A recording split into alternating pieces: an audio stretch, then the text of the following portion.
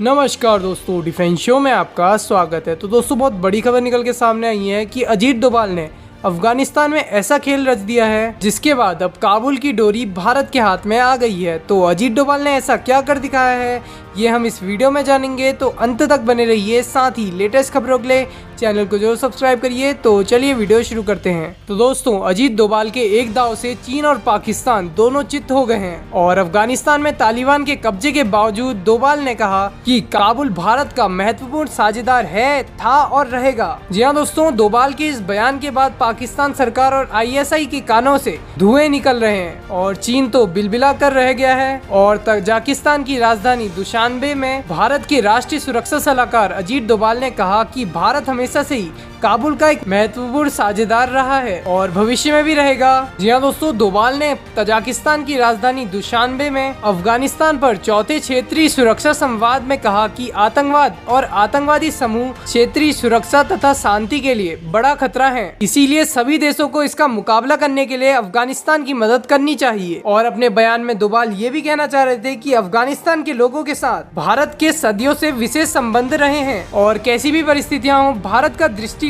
अफगानिस्तान को लेकर कभी भी नहीं बदलेगा। और दोस्तों, अफगानिस्तान पर चौथे क्षेत्रीय सुरक्षा संवाद की बैठक में तजाकिस्तान, रूस, कजाकिस्तान, किर्गिस्तान और चीन के राष्ट्रीय सुरक्षा सलाहकारों ने भी हिस्सा लिया। और अजीत डोभाल समेत विभिन्न देशों के राष्ट्रीय सुरक्षा सलाहकारों ने अफगानिस्तान में शांति और स्थिरता सुनिश्चित करने और आतंकवाद का मुकाबला करने के लिए रचनात्मक तरीके खोजने की जरूरत को रेखांकित किया। और इसी पर डोभाल ने कहा कि आतंकवाद और आतंकवादी समूह का मुकाबला करने के लिए अफगानिस्तान की क्षमता बढ़ाने में क्षेत्रीय सुरक्षा संवाद में मौजूद सभी देशों के सहयोग की आवश्यकता है, जिसके तहत सबसे पहली प्राथमिकता अफगानिस्तान में सभी लोगों के जीवन के अधिकार की रक्षा और सम्मानजनक जीवन के साथ साथ उनके ह्यूमन राइट्स की सुरक्षा होनी चाहिए। इसी के साथ ही मानवीय सहायता सभी के लिए सुलभ होनी चाहिए और अंतर्राष्ट्रीय मानवीय कानूनों के तहत सभी दायित्वों का निर्वहन सुनिश्चित किया जाना चाहिए। जी हाँ दोस्तों, दुशानबे में डोभाल की स्पीच के बाद पाकिस्तान की शहबाज सरकार ने काबुल में स्थित अपने दूतावास और ISI से रिपोर्ट तलब की है, जिसके बाद इस रिपोर्ट में काबुल और काबुल के